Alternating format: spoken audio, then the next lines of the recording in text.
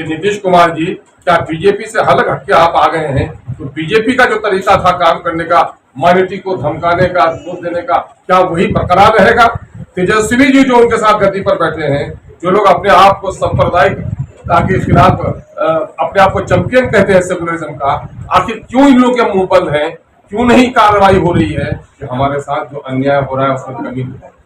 लेकिन अफसोस की बात है कि इस वक्त जो घटनाएं घट रही हैं, लगता है कि बिहार में बोतल बदली है, शराब नहीं बदली। पुलिस की वर्दी के मारे ये लड़का दौड़ गया और वो तस्कर पकड़ा गया, जिसके नतीजे में सिर्फ इनका मर्डर ही नहीं हुआ बल्कि इनका मर्डर करके इनके दरवाजे पे फेंक दिया गया जाकर, ताकि लोगों को दर्शाया गया कि तुम्हारा मर्डर भी करेंगे, तुम्हारे दरवाजे भी भेजेंगे, देखो क्या कर लेते हो।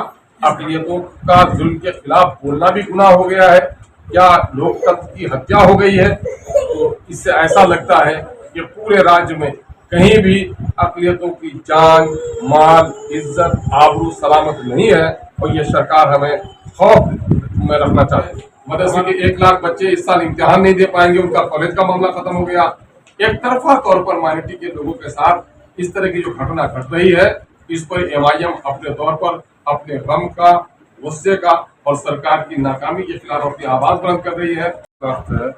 बिहार में जो गठबंधन की सरकार आई तो अल्पसंख्यकों को और दलितों को बड़ा विश्वास जमा था कि हमारे साथ जो अन्याय हो रहा है उसमें कमी है।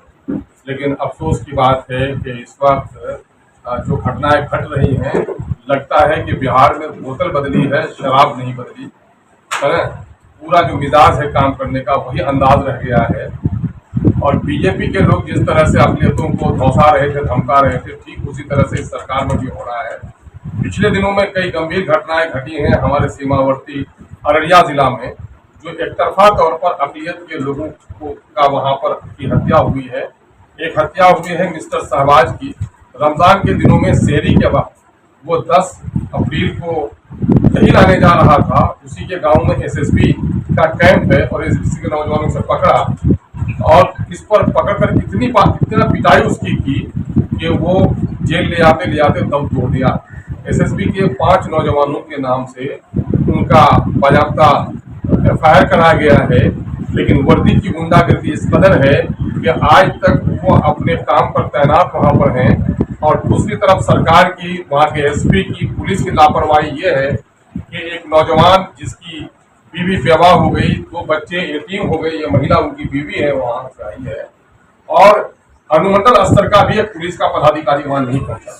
उल्टे उसके तरफ घूस और धमकी दिखाई दिया जा रहा है कि भाई तुम अपना केस उठाओ, वन नहीं तो सभी को तुम लोग को जेल भेजने का काम करेंगे। और वहां पर पूरे तौर पर अल्पसंख्यक के लोग पूरे भय में हैं और वहां पर खौफ का मामला है।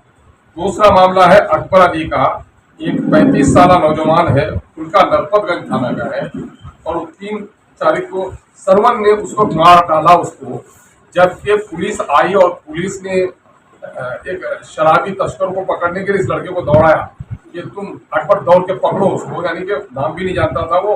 धक्का मारकर पुलिस ने कहा कि दौड़ो, पुलिस की वर्दी के मारे ये लड़का दौड़ गया और वो तस्कर पकड़ा गया, जिसके नतीजे में सिर्फ इनका मर्डर ही नहीं हुआ बल्कि इनका मर्डर करके इनके दरवाजे पे फेंक दिया गया जाकर, ताकि लोगों को दर्शाया गया कि तुम्हारा मर्डर भी करेंगे, तुम्हारे दरवाजे भी भेजेंगे, देखो क्या कर लेते हो। इस घटना में भी किसी अभियुक्त की आज तक गिरफ्तारी नहीं हुई। तो लगता है कि प्रशासन का बाज़ाब्ता, शासन का, प्रशासन का पूरा सपोर्ट मिला हुआ है कि अक़लियतों का खून बहाओ, इनकी बेटियों की इज्जत लूटो, इनके घरों को जला दो, चाहे नालंदा का हो, सहसराम का हो, चाहे फॉरबिन अररिया का हो, इसके खून की कोई कीमत नहीं है। तीसरी घटना मोहम्मद जुबैर की है, अभी 27/5 को घटी। इन घटनाओं से जो वहां पर कुछ सांप्रदायिक शक्तियां हैं, जो माइनॉरिटीज घटनाओं से जो वहां पर कुछ सांप्रदायिक शक्तियां हैं जो माइनॉरिटीज के खिलाफ आवाज उठाती रहती हैं, माइनॉरिटी के लोगों से घृणित मामला करने के लिए, उसका सह पाकर अभी एक बेचारा ट्रैक्टर का ड्राइवर जुबैर जो 30 साल की उम्र है, वहां पर उसकी का मर्डर कर दिया गया है बौसी थाना। तो ये लगातार ये मामला हो रहे हैं। एक तीसरा मामला, चौथा मामला है या गया का, ये बुनियादगंज थाना का मामला है और यहाँ पर एक नौजवान की मॉब लिंचिंग कर दी जाती है। क्या नाम है नौजवान का जी? मोहम्मद नईम सर। मोहम्मद नईम की वहाँ पर मॉब लिंचिंग कर दी जाती है 8/3/2023 को। और 11 अभियुक्त हैं। 7 अभियुक्तों के बाकायदा फोटो भी इन लोगों ने ले आकर के दिए पुलिस के पदाधिकारियों को, लेकिन आज तक कोई कार्रवाई नहीं हो रही। एक तरफ उत्तरी बिहार में, दूसरी तरफ दक्षिणी बिहार में, यानी ऐसा लगता है कि पूरे बिहार में माइनॉरिटी का खून बह रहा, सस्ता हो गया है और कोई उसकी खबर लेने वाला नहीं है। मेरा बड़ा सवाल है नीतीश कुमार जी से कि नीतीश कुमार जी, क्या बीजेपी से अलग हटके आप आ गए हैं? तो बीजेपी का जो तरीका था काम करने का, माइनॉरिटी को धमकाने का, दोष देने का, क्या वही बरकरार रहेगा? तेजस्वी जी जो उनके साथ गद्दी पर बैठे हैं, जो लोग अपने आप को सांप्रदायिक के खिलाफ अपने आप को चैंपियन कहते हैं सेकुलरिज्म का, आखिर क्यों इन लोगों के मुंह बंद है? क्यों नहीं कार्रवाई हो रही है? बिहार के डीजीपी से सवाल है, अभी हम लोगों ने डीजीपी से टाइम मांगा है कि एक तरफा तौर पर अकलियत के लोगों का जिस तरह से मामला हो रहा है, नौकरी में छटनी हो रही है, मदरसे में बहाली नहीं हो रही है, मदरसे के 1 लाख बच्चे इस साल इम्तिहान नहीं दे पाएंगे, उनका कॉलेज का मामला खत्म हो गया। एक तरफा तौर पर माइनॉरिटी के लोगों के साथ इस तरह की जो घटना घट रही है, इस पर एमआईएम अपने तौर पर अपने गम का, गुस्से का और सरकार की नाकामी के खिलाफ अपनी आवाज बुलंद कर रही है।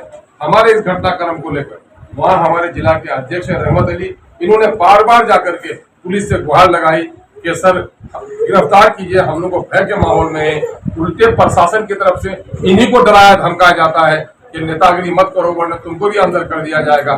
तो क्या अकलियतों का जुल्म के खिलाफ बोलना भी गुनाह हो गया है?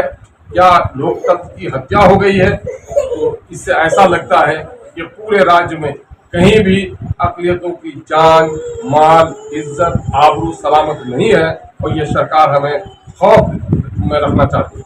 हमारा मुतालबा ये है कि जिन जिन लोगों की हत्या हुई है या सरकार की नाकामी है, ऐसे तमाम तर जो मकतूल हैं उनके परिवार को 25-25 लाख का सरकार मुआवजा दे और एसएसबी के नौजवान हो या फिर सरहद के दूसरे नौजवान हो, कानून से ऊपर कोई नहीं है। सरहद की पहरेदारी एक जिम्मेदारी है। क्या सरहद की पहरेदारी में किसी मासूम के खून के बहाने की उसको इजाजत होगी? आज भी वो वर्दी पर है, उन लोगों को गिरफ्तार किया जाए, जितने भी हत्यारे हैं सबकी गिरफ्तारी हो और जिन लोगों की हत्या हुई है उनके परिवार को 25-25 लाख रुपए का मुआवजा दे।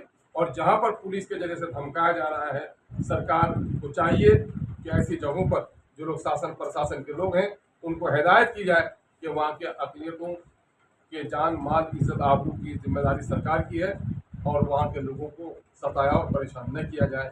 यही इसी काम के लिए मैंने आज आप लोगों को तकलीफ दी। हमारे साथ पार्टी के जनरल सेक्रेटरी जनाब आफ्ताब अहमद साहब हैं, पार्टी के ज्वाइंट सेक्रेटरी जनाब भाई इश्तियाक साहब हैं और रहमत अली जो हैं वो वहाँ से आए हुए हैं और साथ ही गया के जो परिवार के लोग हैं वो लोग भी यहाँ पर आए हुए हैं। परफेक्शन IAS, UPSE और BPSC फाउंडेशन क्लासेस के लिए समर्पित संस्थान। यहाँ आपको UPSE selected and interview appeared faculties द्वारा गाइड किया जाता है। Separate batches for Hindi and English medium. 65वीं और 64वीं BPSC एग्जाम में 69 और 107 रिजल्ट्स एवं 66वीं BPSC एग्जाम में 131 रिजल्ट्स हासिल किया है परफेक्शन IAS टीम ने। परफेक्शन IAS, कुमार टार, बोरिंग रोड, पटना।